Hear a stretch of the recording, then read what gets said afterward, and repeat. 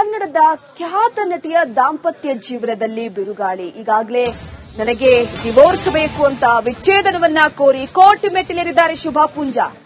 ದಾಂಪತ್ಯ ಜೀವನಕ್ಕೆ good bye ಹೇಳೋದಕ್ಕೆ ಶುಭಾ ಪೂಂಜಾ ಮುಂದಾದ್ರ. 4 ವರ್ಷದ ದಾಂಪತ್ಯ ಜೀವನಕ್ಕೆ ಈಗ ಬ್ರೇಕ್ ಹಾಕೋದಕ್ಕೆ ಶುಭಾ ಹಾಗೆ ಸುಮಂತ್ ಜೀವನದಲ್ಲಿ ಬಿರುಕು ಬಿಟ್ಟಿರುವಂತದ್ದು. ಪರಸ್ಪರ ಒಪ್ಪಿಗೆ ಮೇರೆಗೆ ವಿಚ್ಛೇದನ ಅರ್ಜಿಯನ್ನು ಸಲ್ಲಿಸಿದ್ದಾರೆ ದಂಪತಿ.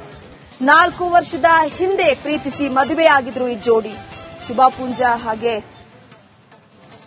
ಸುಮಂತ್ ಜೀವನದಲ್ಲಿ ಈಗ ಬಿರುಕು ಬಿಟ್ಟಿದೆ. ಈ ಬಗ್ಗೆ ಮತ್ತಷ್ಟು ಮಾಹಿತಿಯನ್ನು ನೀಡ್ತಾ ಹೋಗ್ತಾರೆ ನಮ್ಮ ಪ್ರತಿನಿಧಿ ಪ್ರವೀಣ್ ಸಲಗನಹಳ್ಳಿ ಸಂಪರ್ಕದಲ್ಲಿದ್ದಾರೆ. ಪ್ರವೀಣ್, ಪ್ರಮುಖವಾಗಿ ಇಬ್ರು ಕೂಡ ಪ್ರೀತಿಸಿಯೇ ಮದುವೆಯಾಗಿದ್ರು, ದಾಂಪತ್ಯ ಜೀವನ ಕೂಡ ಸರಿಯಾಗಿ ನಡೀತಾ ಇತ್ತು. ಆದ್ರೆ ಇದ್ದಕ್ಕಿದ್ದ ಹಾಗೆ ಈ ನಿರ್ಧಾರ ಯಾಕೆ, ಈ ಬಗ್ಗೆ ಮಾಹಿತಿ ಕೊಡೋದಾದ್ರೆ?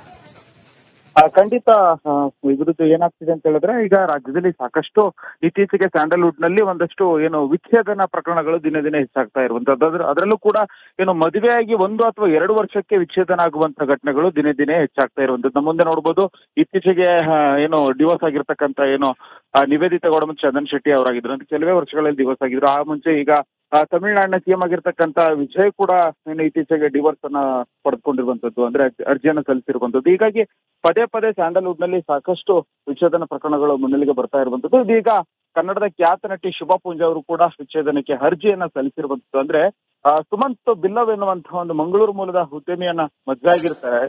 ಸೊ ಶುಭಾ ಪೂಂಜಾ ಚಂದದ ಸಂಸಾರ.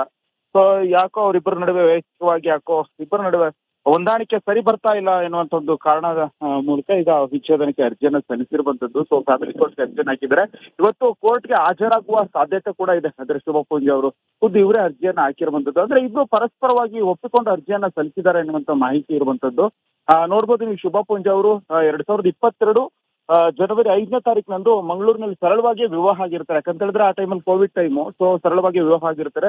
ಸೊ 4 ವರ್ಷದ ದಾಂಪತ್ಯಕ್ಕೆ ಇವತ್ತು ಗುಡ್ ಬೈ ಹೇಳಿದಾರ ಎನ್ನುವಂಥದ್ದು ಬಹುದೊಡ್ಡ ಪ್ರಶ್ನೆ ಆಗಿದೆ. ಯಾಕಂತ ಹೇಳಿದ್ರೆ ಅಧಿಕೃತವಾಗಿ ಅವರು ಕೂಡ ಹೇಳ್ಬೇಕಾಗುತ್ತೆ. ಆಗಲಿಲ್ಲ ಫ್ಯಾಮಿಲಿ ಕೋರ್ಟ್ಗೆ ಅರ್ಜಿ ಹಾಕಿರೋದ್ರಿಂದ ಇವತ್ತು ವಿಚಾರಣೆಗೆ ಹಾಜರಾಗುವ ಸಾಧ್ಯತೆ ಇದೆ ಶುಭಾ ಪೂಂಜಾ. ಸೊ ಎಲ್ಲೊಂದ್ ಕಡೆ ಸ್ಯಾಂಡಲ್ವುಡ್ ನಲ್ಲಿ ಬಹುದೊಡ್ಡ ಶಾಕ್ ಆಗಿರುವಂತದ್ದು. ಓಕೆ, ಥ್ಯಾಂಕ್ ಯು ನಿಮ್ಮೆಲ್ಲ ಮಾಹಿತಿಗಾಗಿ ಪ್ರವೀಣ್.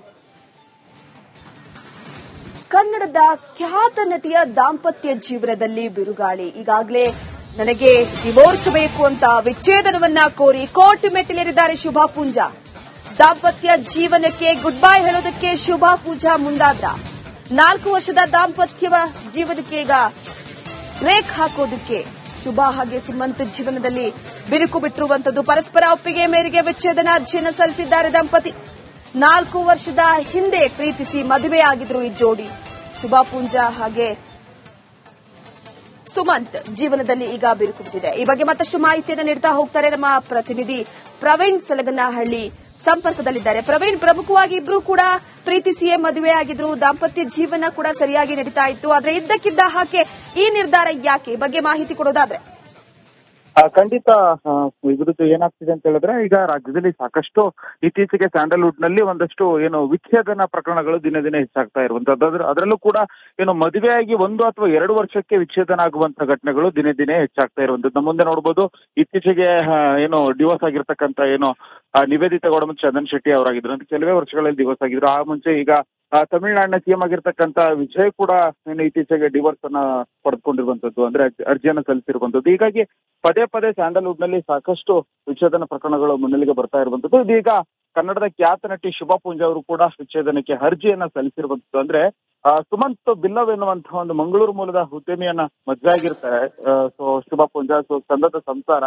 ಸೊ ಯಾಕೋ ಅವರಿಬ್ಬರ ನಡುವೆ ವೈಯಕ್ತಿಕವಾಗಿ ಇಬ್ಬರ ನಡುವೆ ಹೊಂದಾಣಿಕೆ ಸರಿ ಬರ್ತಾ ಇಲ್ಲ ಎನ್ನುವಂತ ಒಂದು ಕಾರಣದ ಮೂಲಕ ಈಗ ವಿಚ್ಛೇದನಕ್ಕೆ ಅರ್ಜಿಯನ್ನು ಸಲ್ಲಿಸಿರುವಂತದ್ದು. ಸೊ ಫ್ಯಾಮಿಲಿ ಕೋರ್ಟ್ಗೆ ಅರ್ಜಿಯನ್ನು ಹಾಕಿದರೆ ಇವತ್ತು ಕೋರ್ಟ್ಗೆ ಹಾಜರಾಗುವ ಸಾಧ್ಯತೆ ಕೂಡ ಇದೆ. ಅಂದ್ರೆ ಶುಭಾ ಪೂಂಜಾ ಅವರು ಖುದ್ದು ಇವರೇ ಅರ್ಜಿಯನ್ನ ಹಾಕಿರುವಂತದ್ದು. ಅಂದ್ರೆ ಇಬ್ರು ಪರಸ್ಪರವಾಗಿ ಒಪ್ಪಿಕೊಂಡು ಅರ್ಜಿಯನ್ನ ಸಲ್ಲಿಸಿದ್ದಾರೆ ಎನ್ನುವಂತ ಮಾಹಿತಿ ಇರುವಂತದ್ದು.